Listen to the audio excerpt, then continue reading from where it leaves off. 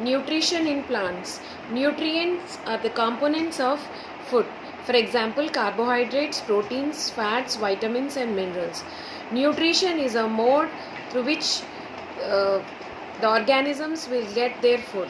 For example, autotrophic mode of nutrition, plants. Auto means self. That means plants prepare their own food. Heterotrophic mode of nutrition. Hetero means different. For example, saprophytes, relationship, symbiosis, parasitic relationship, insectivorous plants. These are the some of the examples which depend on others for nutrition. This is the diagram of a cell. A cell is the basic unit of life. So it is surrounded by cell membrane and it contains nucleus in it, and the jelly-like substance which is present inside the cell is cytoplasm. So there are cell organelles which are present inside the cytoplasm. One of the organelle is chloroplast. Plants are multicellular. They contain many cells. So the chloroplast is an organelle which contains chlorophyll pigment. Chlorophyll, the plants are green in color because of the pigment chlorophyll.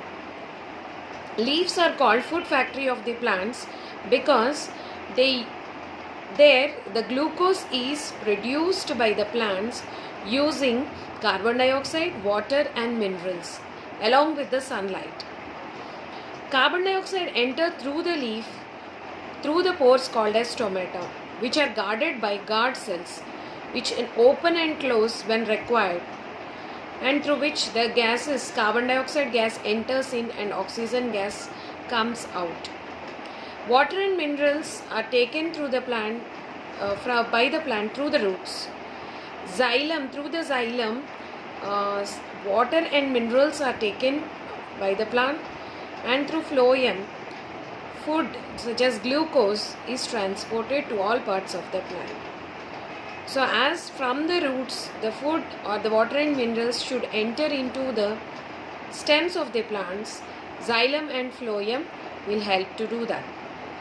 Next, so in the presence of chlorophyll, sunlight, carbon dioxide, water and minerals are utilized to produce glucose.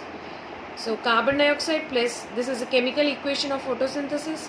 Carbon dioxide plus water in the presence of sunlight and chlorophyll gives glucose, C6H12O6, and oxygen is a byproduct of the photosynthesis. That means main product is glucose, which is stored as starch, and we can test the presence of starch using iodine test.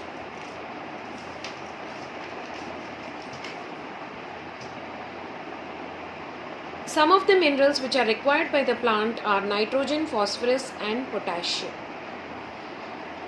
which can be supplied as fertilizers.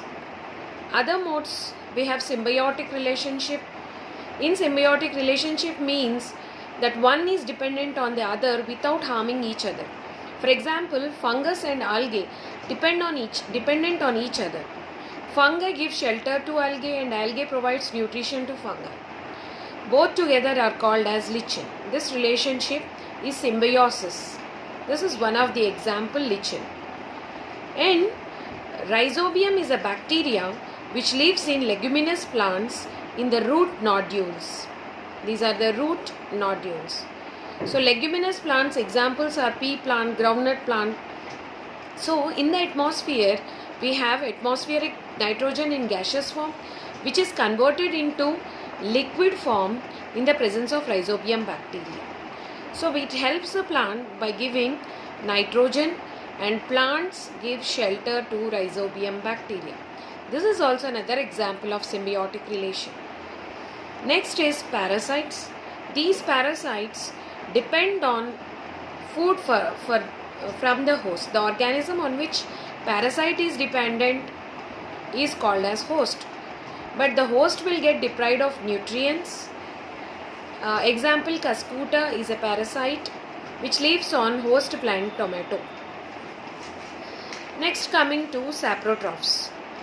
In saprophytic relation, so the nutrition, if the organism is obtaining nutrition through saprotrophic mode, we call it as saprotrophic nutrition. Example, fungi. So mushroom is one of the example. And bread mold, we can see the fungus growing on the bread if it is left moist for 1 to 2 days. As these saprophytes produce digestive juices, they feed on dead and decaying matter. Then we have insectivorous plants. These insectivorous plants are special along with the process of photosynthesis. They even depend on insects for their food.